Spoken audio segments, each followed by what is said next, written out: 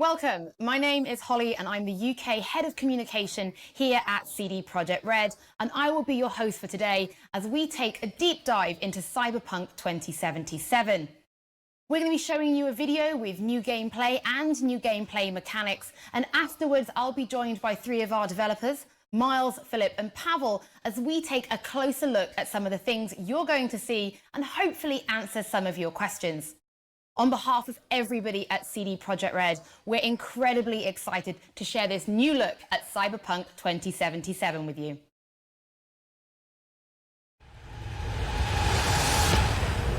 Hey V, you all right? Let's do this.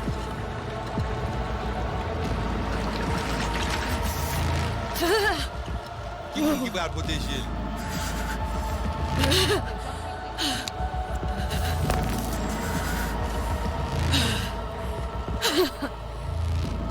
Okay. What now? Barré. Johnny? You barré? On a le plancher.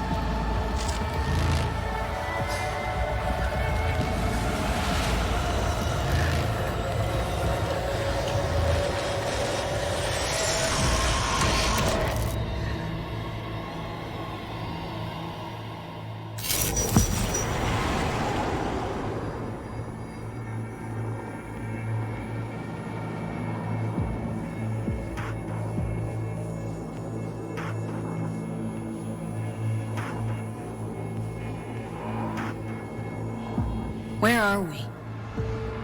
LBBS, Data Fortress. Bridge to the deep net.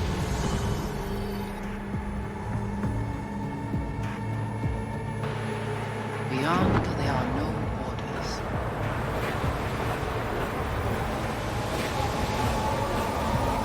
Beyond the black wall.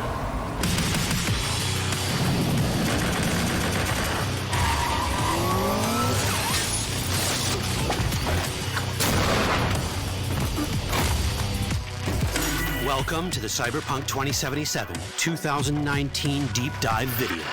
In last year's gameplay reveal, we showed you our vision for the world of Cyberpunk 2077, its quests, and visual design. This year, we'd like to give you a peek at some of the playstyles you'll be able to adopt as your character progresses through the story. Here goes nothing. You're about to see sequences embodying two distinct approaches to playing Cyberpunk. We'll show you a strong solo build, that is, a character who focuses on employing blunt force and taking instant action, and a netrunner build, a playstyle taking frequent advantage of stealth tactics, hacking, and battlefield control achieved using malicious software. Additionally, you'll learn more about Pacifica, one of the game's districts, two gangs, the Animals and the Voodoo Boys, and you'll see glimpses of Johnny Silverhand, the digital construct who haunts our main character, V. A word of caution. Given that the video covers a section of the game deep into the main storyline, we have edited the footage to contain as few spoilers as possible. Be aware that the gameplay as presented does reveal characters and locations you'll see while playing the game's main story arc, so watch at your own discretion. Where are we headed? As Peralez's campaign promise, quote, This way. In this video, you'll experience a segment of a quest from the middle of the game.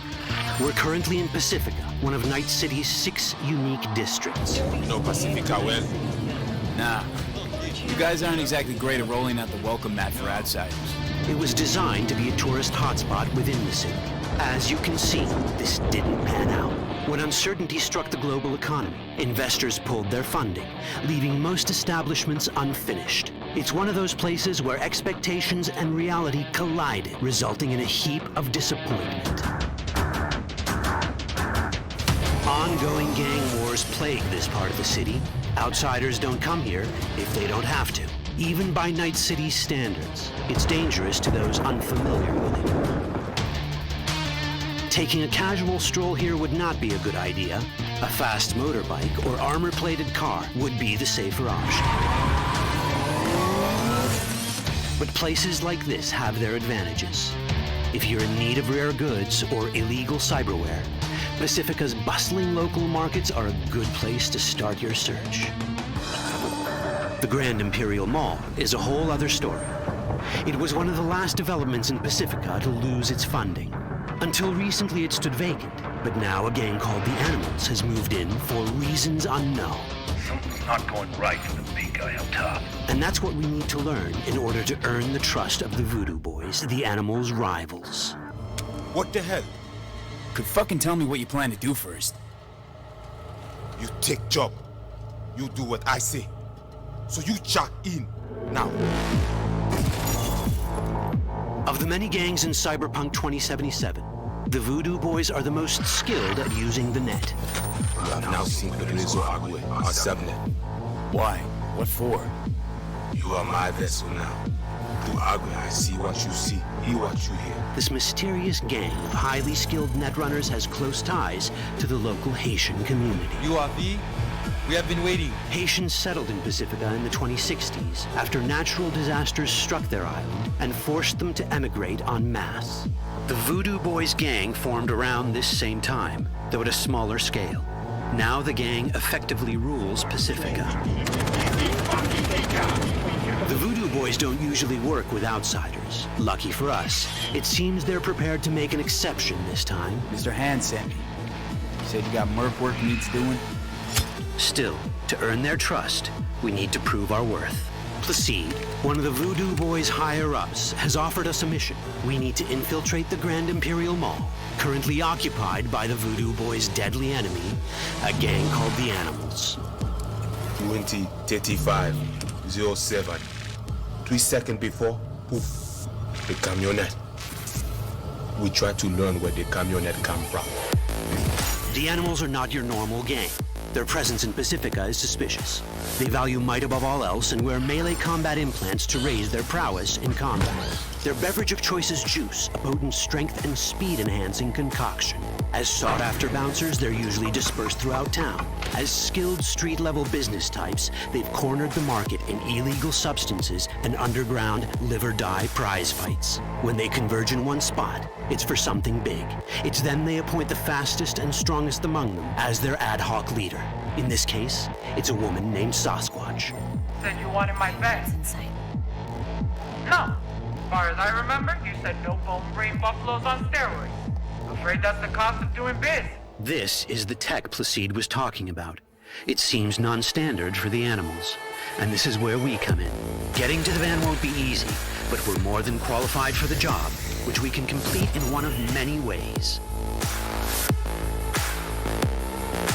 The character creation in Cyberpunk 2077 is the kind you'd expect from a full-fledged RPG.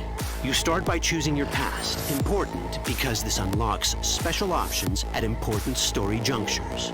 You also fully customize your character using a deep customization system that spans not only your look and style, but also your abilities. Cyberpunk 2077 does not feature fixed classes. Instead, it has a fluid class system that allows players to mix and match a wide range of abilities to suit their playstyles. You can create a strong solo character, a skilled netrunner, or any other hybrid class you can imagine.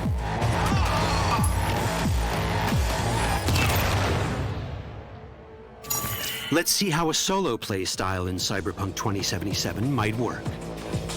Solos prefer a direct approach. They use guns and might to get things done. So let's wreak some havoc. With our enhanced strength, we can strip this turret of its weapons and give the Animals a taste of their own medicine.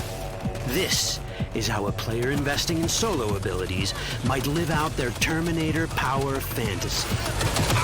Enhanced strength lets us force open doors, or grab enemies to use as human shields.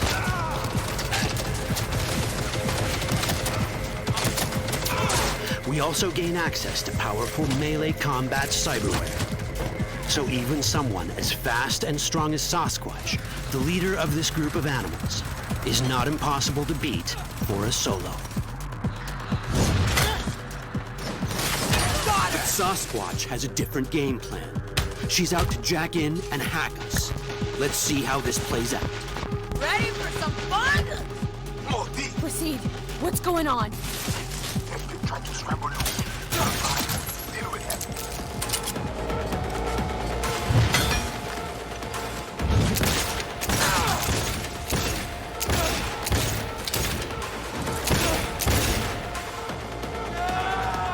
It's our choice if we want to finish her off or spare her.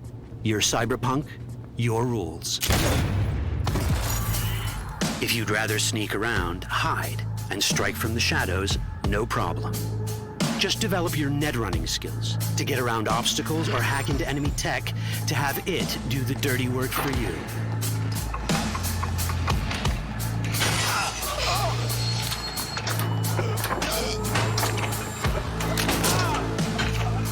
Net running abilities mean hacking skills that let us use our cyber deck to breach access points. For this, we fill the buffer of our cyber deck with a string of instructions represented by these letters and numbers.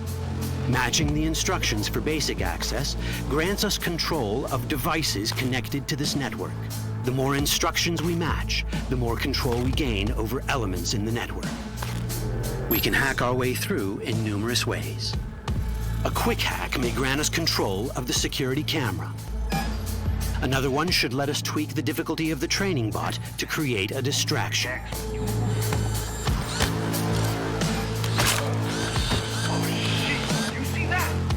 With our nanowire, we can even hack this guy's implants from a distance.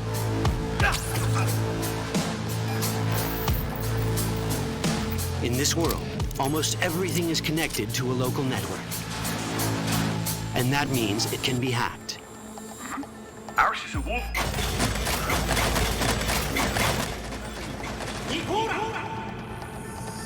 Which brings us back to cyberspace.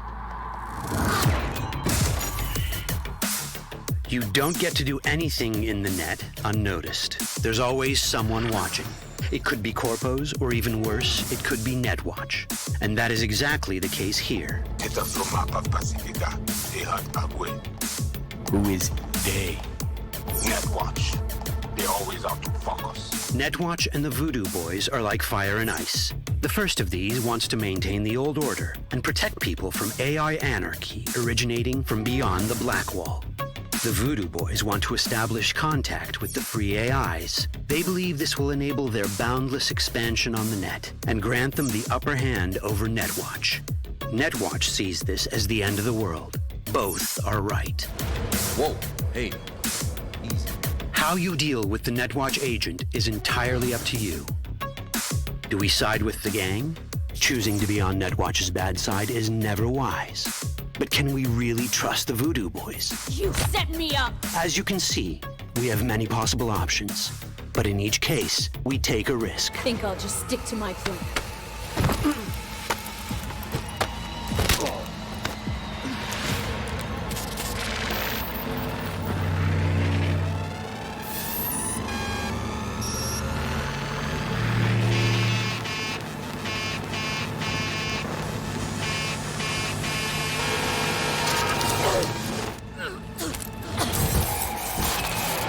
Didn't work out well. In the world of Cyberpunk, few things go as planned.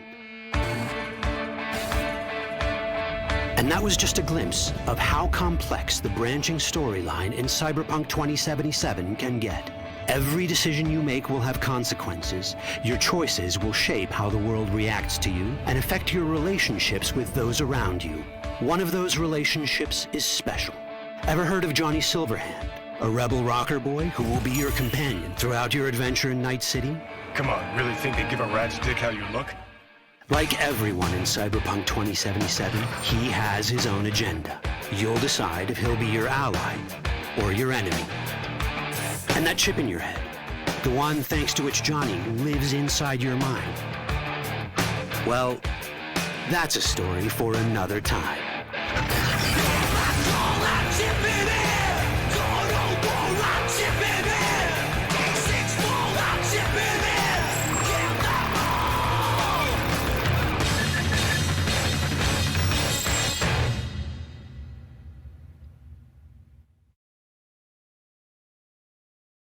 Welcome back. Now, following the deep dive, there is an awful lot to talk about. So I found 3 of the very best. Oh, you're so happy. But I think just in case people aren't super familiar with Cyberpunk 2077, why don't you introduce yourself one by one so everybody knows who they're listening to? Hey, I'm Miles. I'm one of the level designers at CD Projekt Red. Hello, I'm Pavel, and I'm a lead of the Quest team, and it's a great pleasure to be talking to you. So I'm Philip, and I'm one of their Quest designers, so I work really closely with Pavel over here.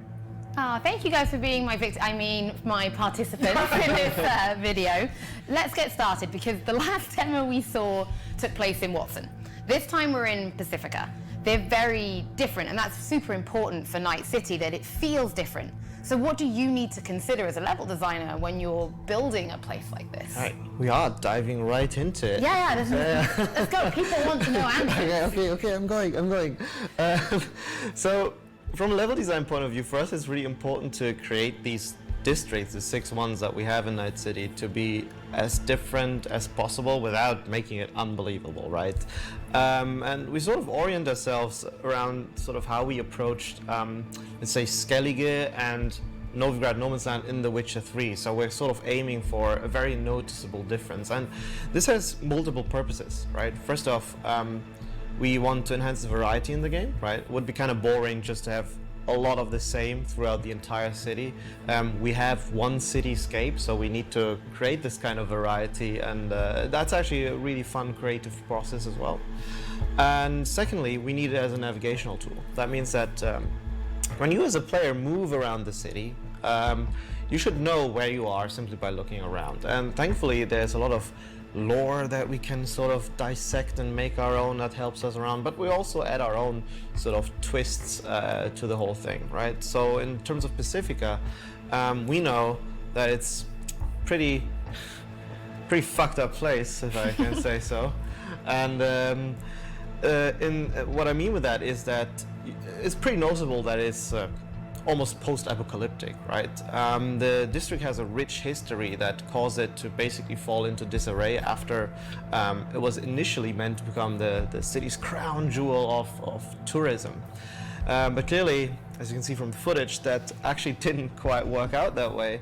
And now you'll actually see things like burning cars on the streets, right? And it's very deserted. So much unlike Watson that we showed last year, where the streets are bustling with people, here there's way less.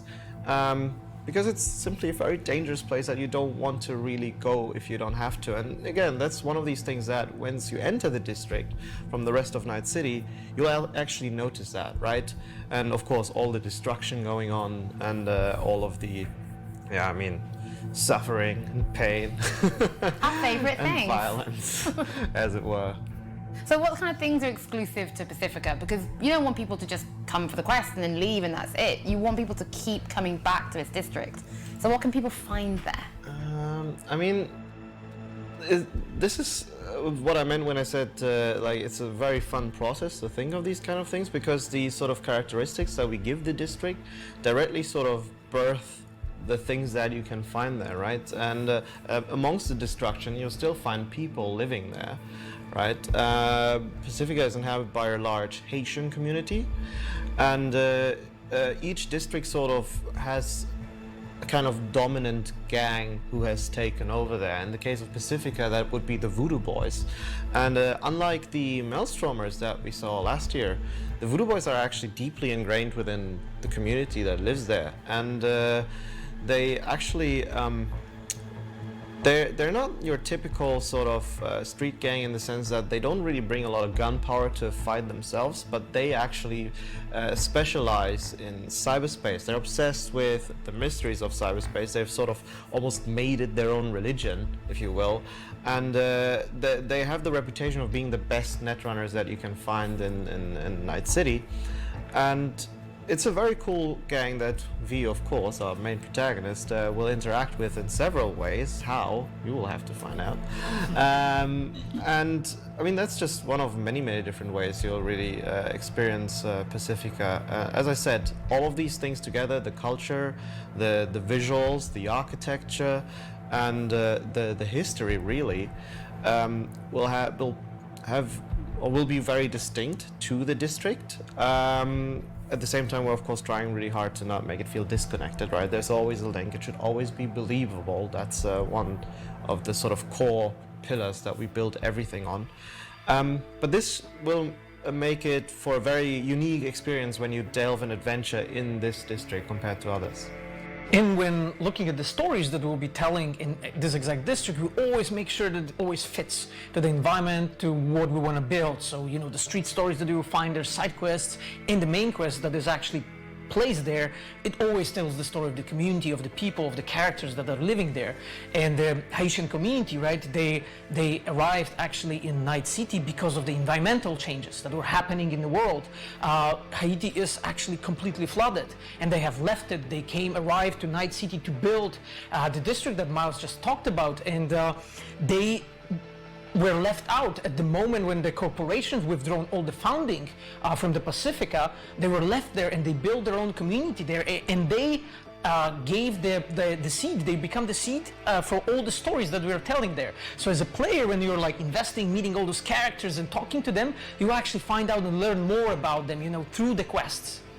Perfect, but let's talk about the mall we just saw in the deep dive video, because that's not linear. Nope. So how do you design a non-linear level? You've got the building, you're thinking, right, well, the person who's playing on their game, they might have a more techie style of playthrough, but this person might want to go in all guns blazing. How do you design levels for all these different play styles? Anything's possible. Yes, yeah, we do give the player a lot of different tools to use as he goes through a level, and that makes designing these things quite complex, I will say. But, you know, just to sort of understand our mentality, I can actually, I'll attempt, maybe you'll help me out with this one, to go back in our development, well, sometime. And to really sort of, we came up with this example to sort of establish this kind of mentality that we wanted to have when we approached our level designs and the way we do our encounters, right? And the example was rather simple. The goal was for a player to go from one room to another, but the main way to go from that one room to another would be sort of like a door. And be it through like a scanner or a device, it doesn't really matter for the example. Actually, going through this door would ultimately result in the player losing his weapons, but the task was to actually kill a person on the other side of that door, right? Now, we use this sort of example to sit down and think, okay, how will we do this in all these kind of different play styles, right? So perhaps you know, one way would be to, you know, convince a guard that would be stationed next to the door, just let you through, right? Through like sort of like a social kind of path. Or you could take the guy out, take, I don't know, like a pass that would enable you to go through the door without actually letting go of your gun. Maybe if you are invested as a melee character, it actually doesn't really matter to you. You just walk through the door and then punch the guy on the other side into like a pile of blood. Or maybe as a kind of hacker type of character, you try to find a way to breach the network, to disable the device, right, the scanner that would prevent your weapons from usage, allowing you to move through and then use your guns on whatever your target is. Maybe as a kind of fast solo kind of character, you'd be able to jump out of the window onto a windowsill, double jump to the, you know, like a balcony, and then enter through the window there.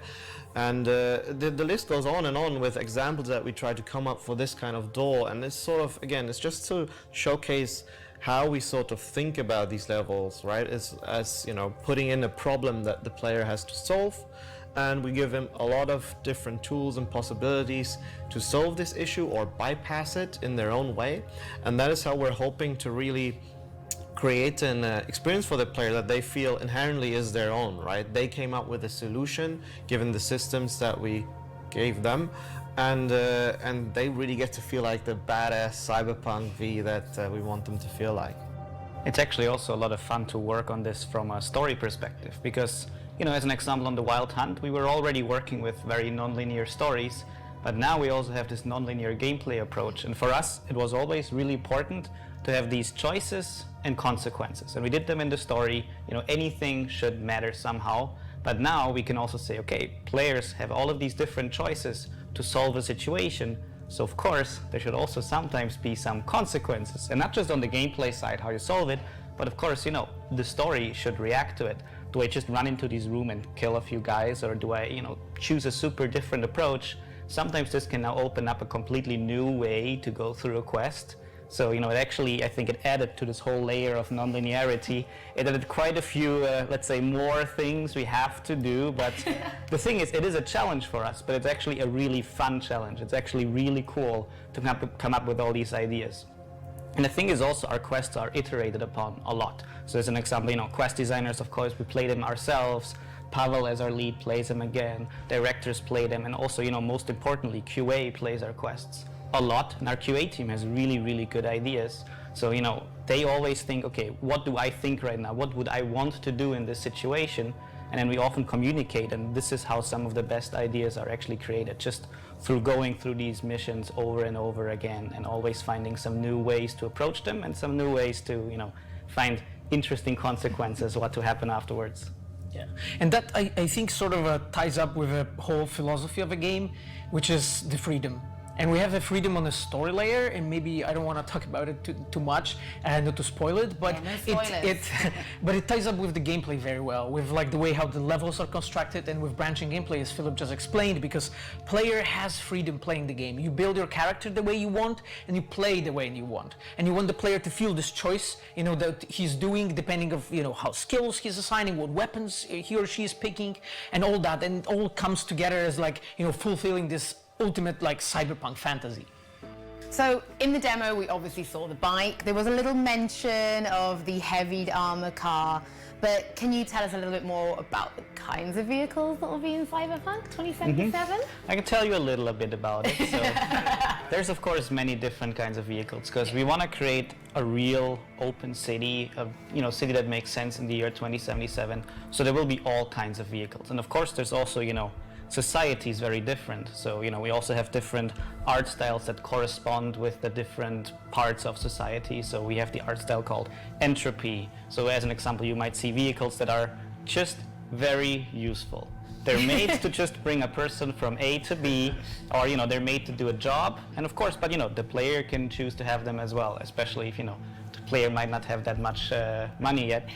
But there's also, super luxury high-end vehicles on the other side of the coin. So of course, you as a player are only limited by what you can afford. That's like real life. Yeah, life is like That's Cyberpunk. what we strive for. But yeah, we try to thrive for variety. So, we also looked like, what are the kinds of vehicles players would want to have in a Cyberpunk game? So, we don't just have cars, we of course also have bikes, like our very own Yaiba Kusanagi here, one of my favorites. It's a very, very cool bike. And there's some, let's say, surprise vehicles that are still to be seen in Cyberpunk that I don't want to spoil here, but I would say something very special that's also dear to my heart. Now I'm really intrigued. But of course also, let's say, the super highest echelon of people in that city, they also have access to AVs, so flying cars, which is something that you as a player, you're not part of that world, but through specific story moments, you might get to, ride in them sometimes. So, we want to give you a few different experiences. But yeah, you can also, of course, you have your garage where your apartment is, so you can also have your own vehicle that you store, that you can call to yourself. So, you can't call your vehicle Roach if you want to. It's all up to you, but it will be your very own. I wonder how many of these cars are going to be called Roach now that you've mentioned it. So Night City is massive, and that's like a point we're really trying to make. It's a huge, huge city, and you kind of want people to explore it by foot, right? You could just walk like from point A to point B if that's what you want, or drive. You could, but probably you would get pretty tired because it's a pretty big place, so you will have to walk a lot. So the thing is, we do not have loading screens while exploring the city. It's a completely seamless place. You can go, wherever you want. And of course, Night City is a very dense place, so there's lots to see on your way. But the thing is also, as with all things, we want to give players a choice. So of course, there's the option to fast travel. But the thing is actually, the way we're designing the city, we actually kind of feel like, even when we're playing it ourselves, that fast travel is often just When I play the game, I don't want to fast travel. I want to explore the city, because we actually try to give you so many interesting things, so many places that tell a story, that look interesting, where you have something to do, where you can interact with things, that just something new for you at every corner. So I personally don't fast travel a lot. I just drive my bike and I put on some nice music and I have a good time. But of course, you know, it's possible. And the thing is also, we actually have proper city planners working here that actually are planning out Night City. Oh, wow. And you know how the traffic would work in that city and how it would actually make the most sense, how a city like that would actually grow organically, and you know how it would flow, how the traffic would flow through there. So it's actually really interesting to also just have that part of game development now as part of, you know, Cyberpunk 2077, because this will be very important for how people actually get to explore it themselves. To make the city feel alive. Exactly, yeah. Okay, so in The Witcher, everybody who's played The Witcher knows those question marks on the map, those points of interest. You dreamt about them when you were at work, you just thought about them. You can't walk past them. So what will we be sort of looking at for Cyberpunk? You know, what are those things that are going to be all-consuming us, so we are probably not paying attention to the main story? We're going to be like, oh, I've got to go do that first, and I can't go and do this until I've done that one over there. What will we be finding? So in Night City, you actually really want to tie it into the world. So as an example, most districts have a so-called fixer. Like you might know from our gameplay demo from a year ago, there's Dexter Deshawn. And people like this, they can give you jobs that also fit the specific district you're in. So when you enter a district and you're kind of known as a mercenary who's doing certain things for money, fixers might contact you and they have some jobs for you. And then these jobs, as an example, they can be street stories. And they show up on your map, and you get an icon, so okay, this is this kind of street story. And we always want to put some interesting story to them, because after Wild Hunt, we actually founded a completely new team, the Open World team, which is actually creating some amazing content to actually fill this world with things that are meaningful. So we actually want to make this that you can do many also smaller things around the city, but they're actually all cool and unique in their own way. And one cool thing is also, of course, they appear on your map, but the map in the game is actually properly immersive. It's that really, really cool looking point cloud version of Night City. And you can see the tasks from your fixer there. But the cool thing is actually, because you're a character in Cyberpunk, you're V, and you actually have this information. So it's not just the player seeing them, it's actually your character seeing them as well, because it's all part of the world. So we want to give you this full immersion. Yeah, it's actually really, really cool for us that with the street stories and all the other content, we're essentially sort of giving him like almost our Witcher 3 side quest treatment, in the sense that even simple tasks can be fun and exciting if we pack them up in a cool story and root them within the world, right? We can use these street stories to expand further on how life in Night City and the world of Cyberpunk in general works. And sometimes this might even be a better staging ground than the main story itself, right? Mm-hmm. Where just like, hey, let's see how everyday life works in this kind of aspect, from this perspective, in this scenario. And actually that's, again, like for us, that's a lot of fun. And it's a very exciting process. And I hope that when players play it at the end, that they will actually find that it sort of enriches their experience, because they always kind of have this impression like, hey, wow, no matter where I go, things are actually worked out, right? It's never just a simple sort of task of, hey, do things, but there's always a reason, there's always an understanding of why you're doing things. And even in those few scenarios where it might seem a bit more, oblivious, you'll usually find that, there's more to it that meets the eye. Yeah, and one interesting thing about those street stories is also that, our main story is, of course, your own personal journey through Night City, but the street stories are actually, because, you play a mercenary who's trying to carve their way through the city. This is actually your job. So this is actually the role you now inhabit in this city. So actually you're part of that system through these street stories and through working with fixers. So it's actually this whole different way of playing, the game and feeling immersed in the city. Can't wait to lose my life to them. So in the deep dive, we can see that the character has 3 sort of origins that we can pick. I mean, what are they, and they actually affect the gameplay? Oh, okay. You're like, yes, let's go. Yeah, okay. I'll go into my 50-minute answer. Okay, so we actually call them life paths. Those are the origin stories that player can pick, and it's actually 3 of them. So you can be a street kid, you can be a nomad, or you can be a corpo. Now, each of them actually defines the beginning of the story for the player. So you start in a completely different way than other life paths, and you are slowly introduced into that story. You know a different people. You are in a completely different place in life, you're in a different place in Night City, and your story slowly, you get involved into that whole thing with Chip and Johnny Silverhand, and eventually, you will land there. But you actually start off being a completely different person. Now, what is important with that is we actually take that through the whole game, and you as a player, you can actually associate yourself with like nomads, you can associate yourself with corporate people, or you can be a part of the streets, and it's really up to you, what path you want to pick through the main story, and we did our best in the quest team to like support all those like 3, I would say, main ways to go through the story. And of course player can like mix and match anytime, any way he really wants, or she really wants, but it's something that we take from the very beginning till the very end. And what's important there is when you're in the scenes with the characters, so when you're discussing things, you can actually use those things. So if you're a corpo and you know how the corporations work, what are their normal methods, what's the deal with them, you actually can use this knowledge and sometimes get something more. You can actually unlock side branches in the dialogues, and you can unlock side branches in the whole quest sometimes. And this is a bit exciting, I would say. It's something like the way how we to make sure that the player can role play their character, to become that person. And in the demo that we have shown in the recording, you can see this moment when you choose that character that you are becoming later.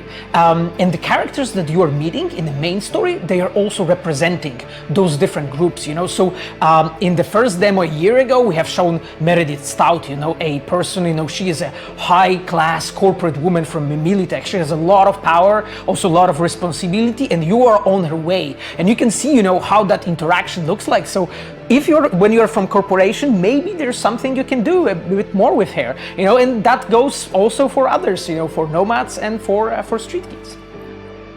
One of the nice things is actually also that, you're not bound to stick, let's say, with the corporates or with the streets. So as an example, I can give an example. I started as a street kid the game, and I know I have my knowledge, but then I play through the story and I notice like, I kind of like these corporate characters. I like that life. So, I can just, betray the streets and snuggle up with the corporates. But, this is kind of the role-playing freedom we want to give. But, as always, this can also have consequences for you. So anyone who's played the original tabletop version of Cyberpunk is used to the idea of assigning attribute points to create a character. Now, in the deep dive video we just saw, we got a little glimpse of that screen. You could see the points and the different things. So help me understand how that works and how you gain those points. So as a player, you build your character at the beginning, assigning those attribute points, and they define like the core characteristics of your character. So how much body strength you have, or how much reflexes you have, or how cool you are. That's one of the interesting stats that we have, right? But then, as you have those attributes, you also have skills. The skills define a bit more interesting proficiencies for you as a player, what you can do. And for instance, one of those skills is assassination or the cold blood. And maybe I'll stick to the cold blood to explain a bit more. So this is a skill that allows the player to survive in a really tough situation. So at the moment, you get a lot of damage, then the cold blood skill kicks in, thanks to your cool stat. It kicks in and gives you a boost in damage, and then as a player you can, survive and so on. But then, using that skill, so you sort of like use by learning, like using that skill, you can actually get better, pump up levels there, and you can get different perks. Now, what's interesting there, you can actually give completely different perks to the skill that you have. And here I think I could use the example of the athletics attribute. So the athletics is a way for us to move dead bodies. So as a player, you can basically pick up the dead body that you have just basically killed, and pick it up and like stuff it into the fridge or in a trash bin. Now, as a player, you normally slow down when you're moving around with the bodies. But if you have added special perks to your athletic skill, you can now run with the dead body. So because you are more athletic, you can do that. And those are like 3 levels of complexity in our character, in building the character we have. You have the attributes, you have the skills, and then you assign perks to it. And those 3 come together to allow you to create your own amazing character that you want to play it. A lot of people think this is maybe how cool you look and it's all about the jacket you're wearing, but the cool stat is not style-based, is it? Well, you know, this is Cyberpunk, so being cool is of course very important. But the actual cool stat really means how cool you are under pressure, how much you have control over your body. So, you know, are there people shooting at me and I'm holding my gun like that? Probably not very cool. So this is, you know, this is the kind of thing that cool actually controls. But of course, you know, if you want to play a character that's actually cool, you have your choices, right? You can wear your nice leather jacket. And of course, you know, like in real life, also depends on how you talk to people. And that's of course also the choice of you as a player. He just might freak out under gunfire. Yeah. Like, cool on the surface, but not so much when push comes to shove. Happens sometimes. So in the deep dive, we saw a quick clip of the inventory screen. It looks like a proper old school RPG screen, you know, with the little blocks of the system.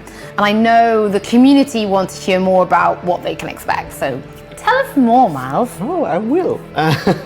Now, of course, like how I always say is, you know, in Cyberpunk, the inventory screen is, of course, where we manage our items, right? But most importantly, in Cyberpunk, it's where we also manage our style. And just as Philip just touched on, you know, like it's really important for us to be able, for you to be able to realize your character, and that, of course, comes in the character creation, but also the way you dress your character, right?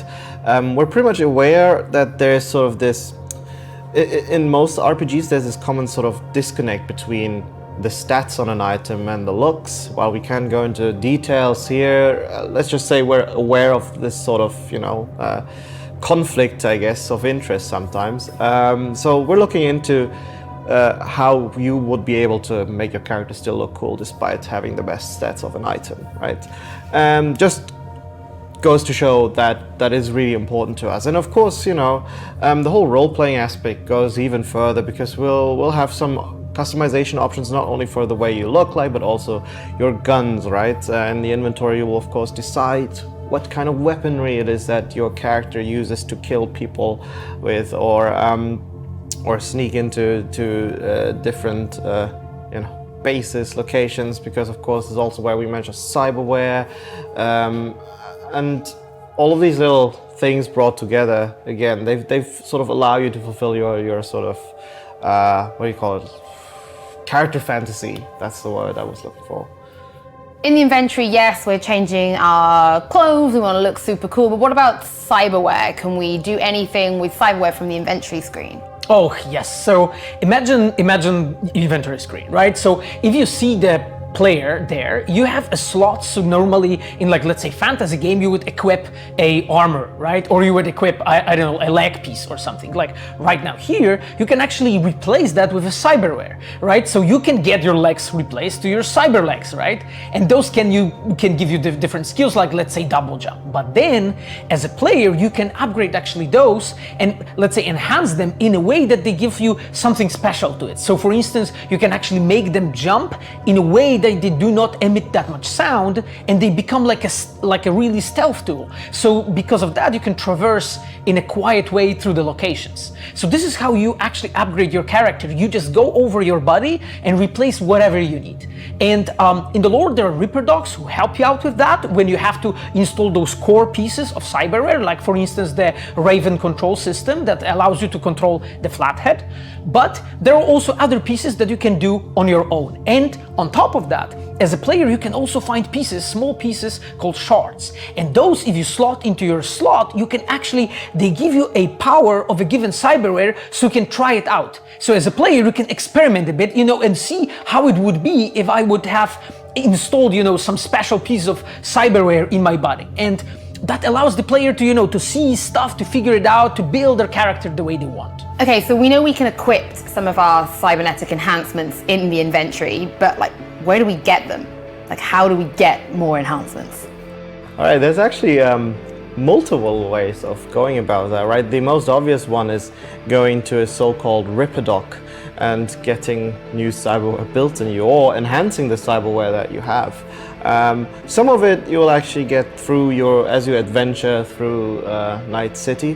Things like the Kuroshi Eye implant that we have, right? It's almost mandated on top of you because it's sort of like a core gameplay mechanic to be able to scan things and get additional information on certain circumstances. And of course, then we also have something we call the street cred system, right? So as you progress throughout the game, you will also unlock more street cred through your actions, and that will enable you to unlock more content in the game. That means, you know, more vendors will open up to you, more services will open up, people will have heard of you and are more willing to work with you.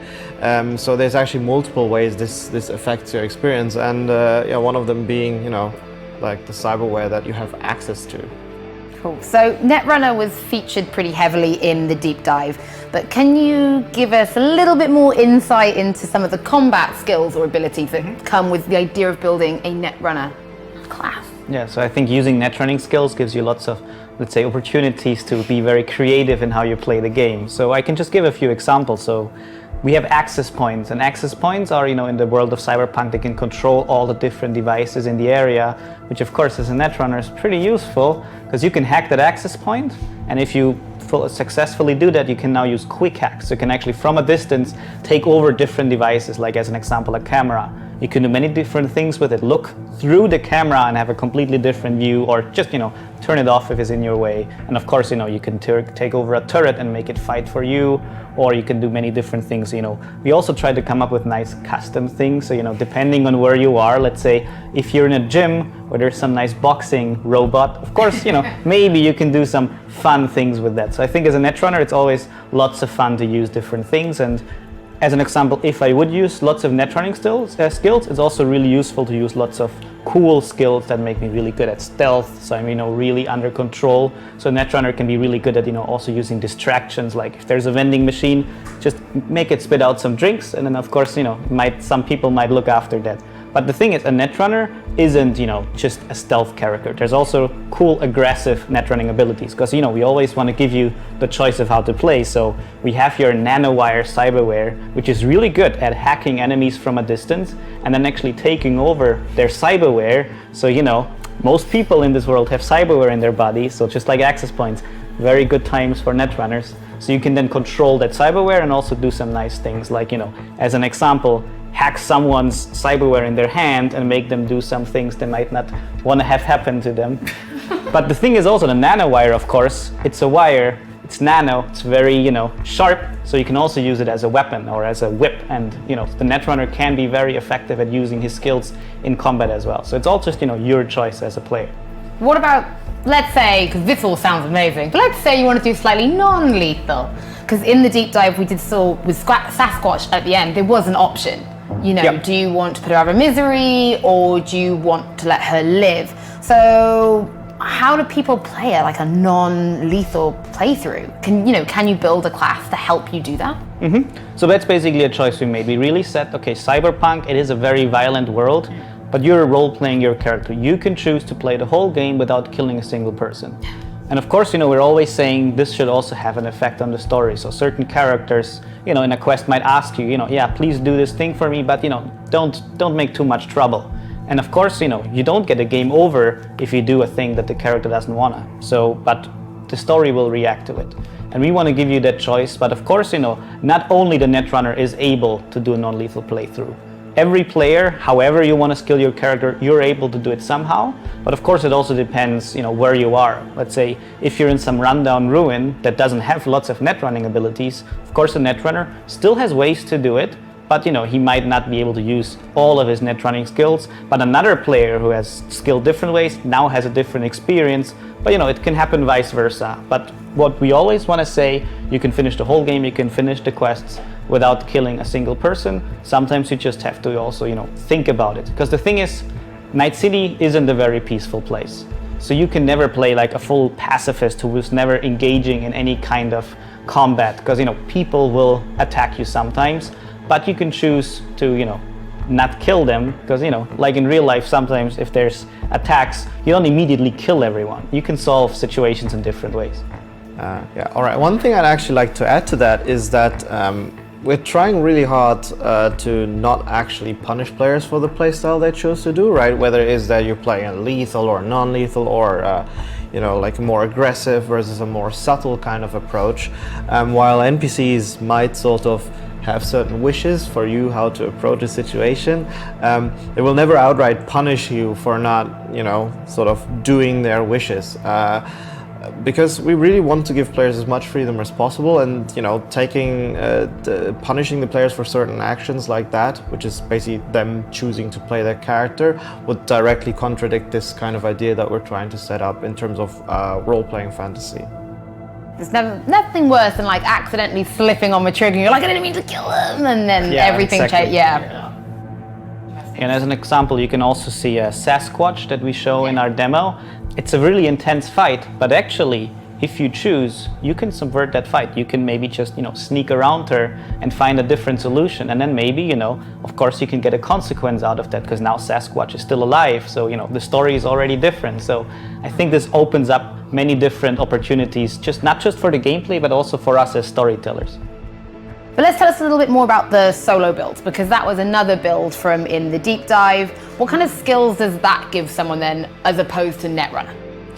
I think that the most typical solo fantasies that our players have is to be a strong solo and to be fast solo. So be two different. I would say so.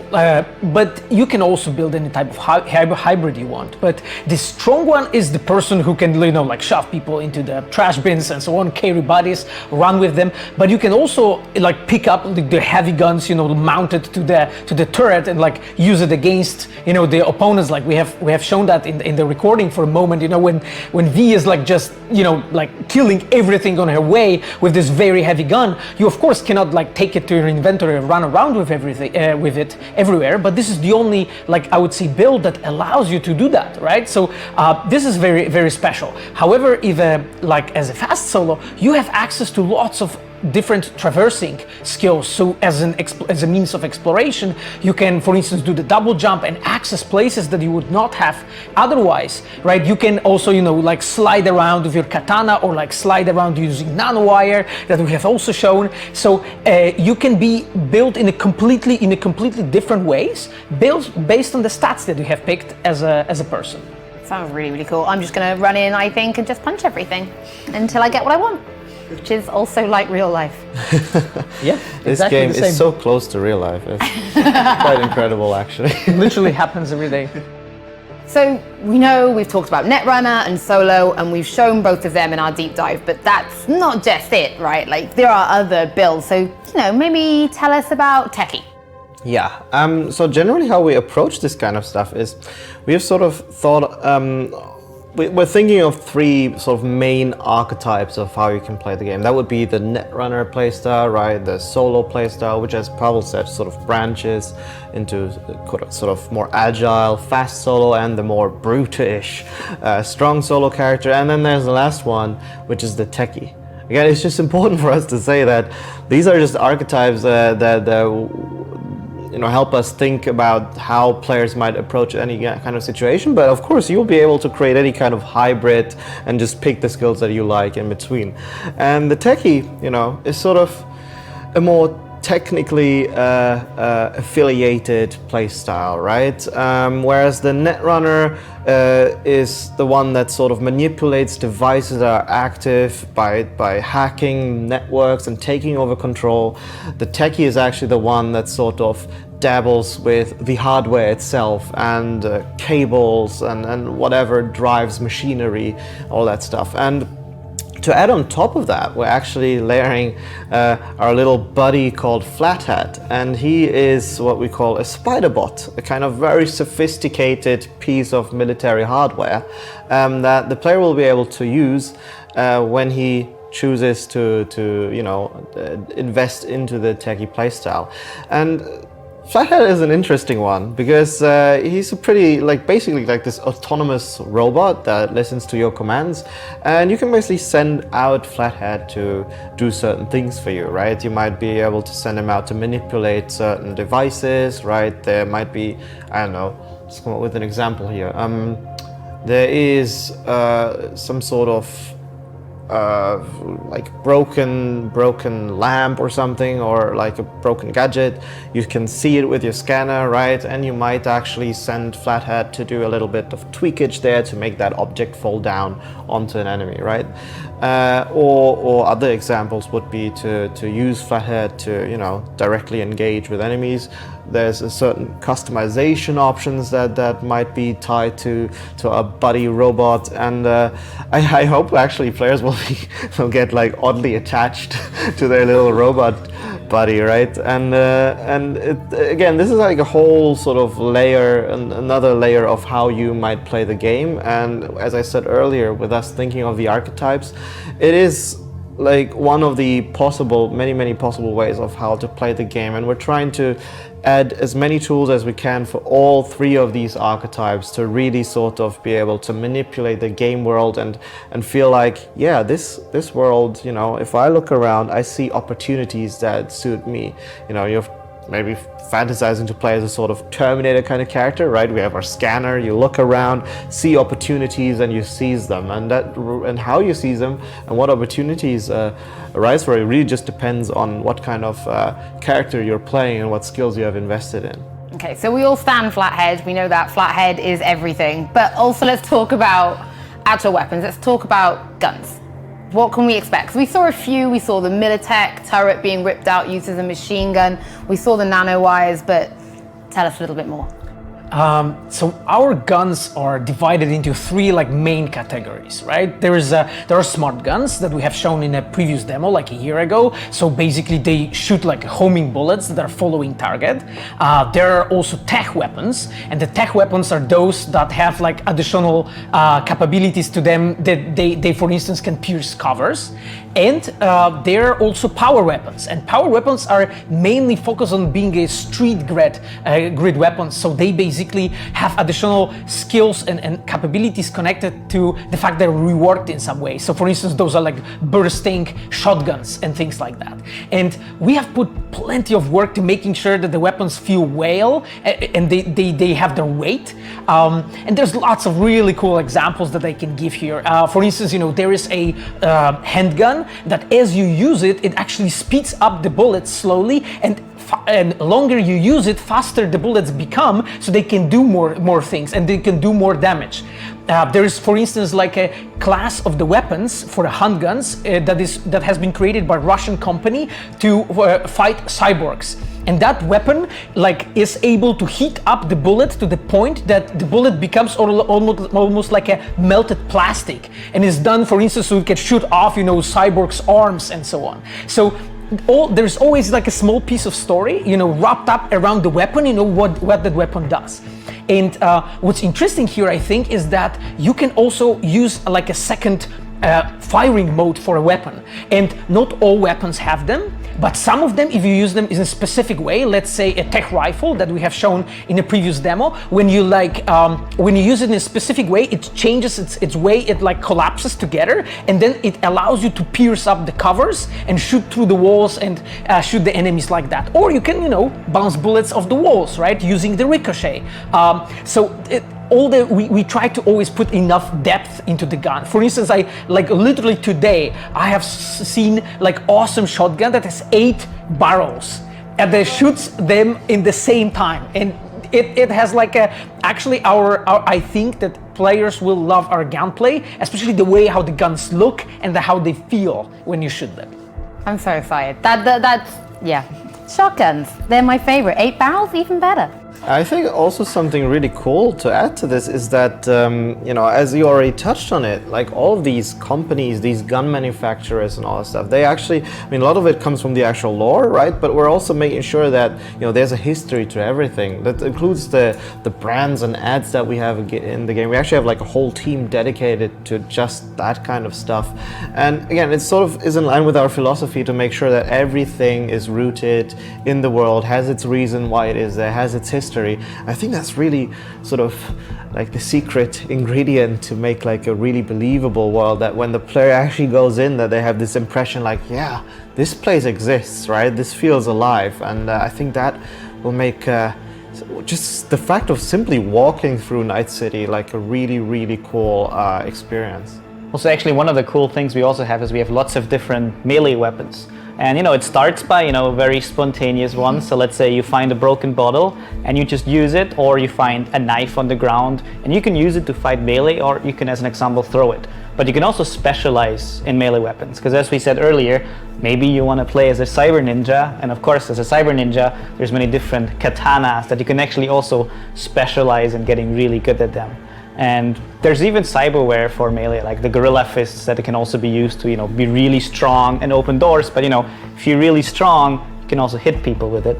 But a cool thing is also using your melee weapons together with special cyberware. So as an example, my favorite cyberware that I always like to use is the Sandevistan. And essentially it slows down time for you because your reflexes get boosted. So now you have superhuman reflexes, and the way we show it is of course time slowing down for you as a player. So imagine you have your katana and you just go into a slide and then you can aim and like just go through, and it actually feels really cool. Like you feel like you have super control, but actually you can also see, as an example in the demo, how it feels like to be in the receiving end of cyberware like that, because the animals have reflex boosting cyberware as well. So actually sometimes when they're coming towards you in melee, they zip around really fast. That's what that is. Exactly, and this is how it actually feels for enemies. When you have your, you know, slow-mo, this is how they see you moving around. So it can be pretty scary to also find someone who uses the same cyberware you use. What about you two then? What are your favorite cyberwares that you've seen so far, that you can talk about so far before you get me in trouble? Oh, I think that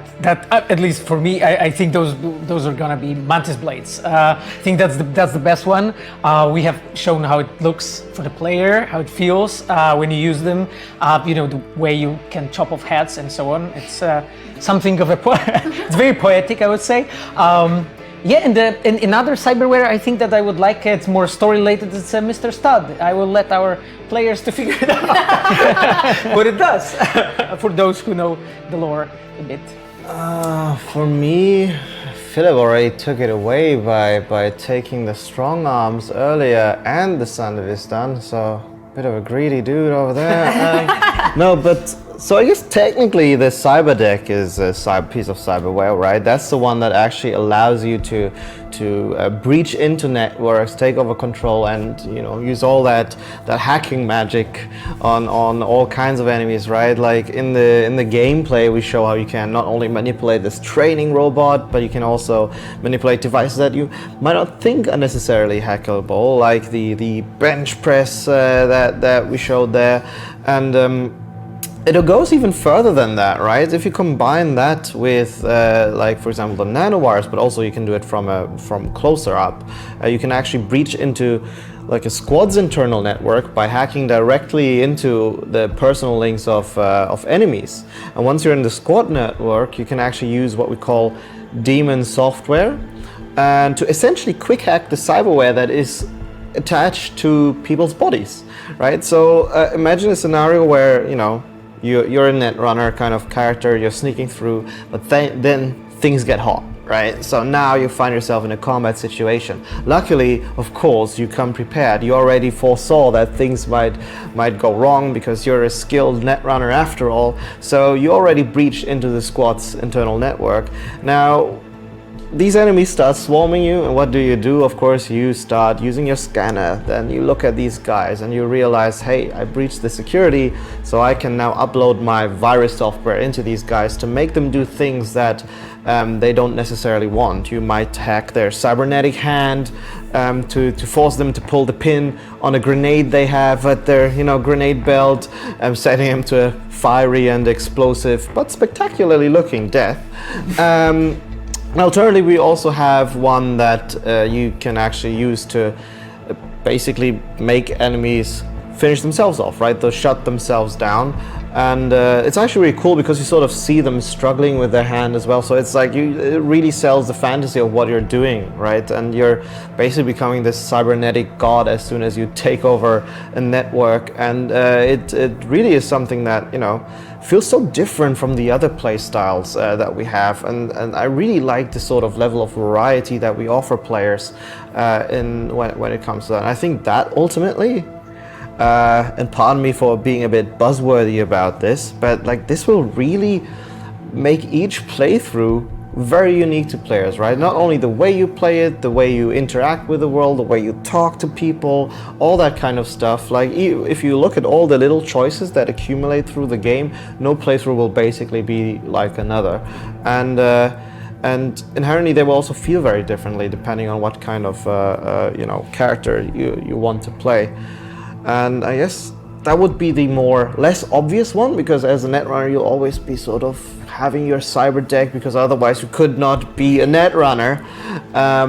And then I think I've mentioned before in another video of sorts that I really like our nanowires, which go hand in hand sort of with this net running playstyle. I guess you can see where my personal preferences lie. Don't worry, it does not affect my designs. I try to be balanced. Whereas the regular netrunner can sort of breach into a squad network by sort of taking an enemy out and having an extra option to breach into their squad's network. The nanowires actually allow you to do this from a distance or from a safe spot, right? And they can also be used to slice people into bite-sized pieces. So again, as Philip said much earlier, if I remember correctly, we've been doing this for a bit. There's actually, no playstyle that is sort of meant to be played in a certain way, right? We don't go, okay, the hacker kind of character, he's the stealthy guy, he needs to operate from the shadows, whereas the solo type, he's the one that, just goes out and shoots everyone. No, you can actually still, within these playstyles, choose how you play the kind of character, lethal, non-lethal, stealthy, and non-stealthy, and we just give you the tools in all playstyles to do whatever you want with it, right? So if you want to be a combat netrunner, if you will, that likes to use gunfire and making people blow themselves up, sure, go do that, but you can also do it in a stealthy approach. It really lies in the player's hands. So let's say I've got my 8-barrel shotgun. It's my favorite gun. I love it. What can I do to it? Can I customize it? Is it moddable? Are there any options for, really making something special and one of a kind?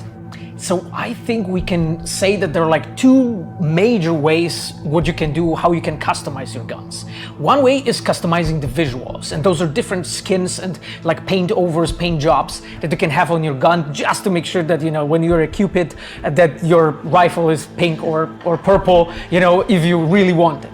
But then there's the second way how you can customize it. It's a different sort of attachments that you can have. You can have silencers, you can have like a sniper rifle zoom on the gun. You also can boost up the stats of the given weapon. So in that way, you can basically make it more efficient. So you can make it to look the way you want, and you can make it to shoot the way you want.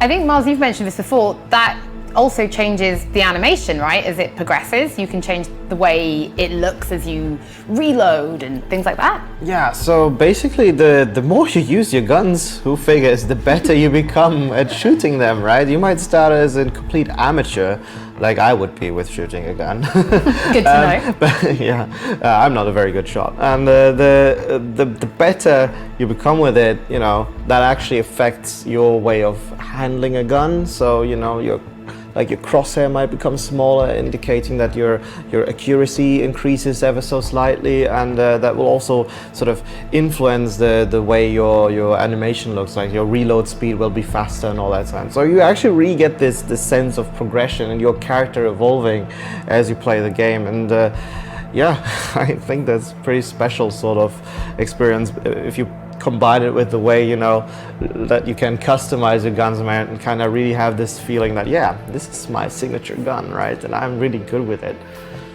Right, guys, thank you so much. I know there is one thing we haven't talked about from the demo, and that is a little bit more about the gangs. We spoke about the Voodoo Boys a bit, but we haven't even really spoken about the animals. And while I know you guys know everything about Cyberpunk, I thought I'd actually throw out to maybe the godfather himself. So I caught up with Mike Pondsmith at Gamescom to ask him, who are the Voodoo Boys and who are the animals? Hi, my name is Mike Pondsmith, and I'm the guy who killed your Cyberpunk characters. And today I'm going to talk to you about two very important things. I'm going to talk to you about animals, and I'm going to talk to you about the Voodoo Boys. So let's take the Voodoo Boys. When I created them many, many years ago, I was looking at kind of a really interesting idea, which is what we would now call cultural appropriation. What happens when somebody comes in and tries to adopt a culture that they know little or nothing about and does it really badly. But one of the great things about having a few years is that you get a chance to do some redos. And one of the best ones is what we have with the Voodoo Boys now. The Voodoo Boys in 2077 are really Voodoo Boys. They inherited the name, but it was sort of a natural fit. They were coming from Haiti and the Dominican Republic, and they were the real thing. And they managed to take a lot of the elements of their original culture and meld it into the world of 2077 to bring that cyberpunk vibe into a very old and respected culture. So they're a gang, but they're not really. They're more of a cultural phenomenon. They're more a way of cultural exploration.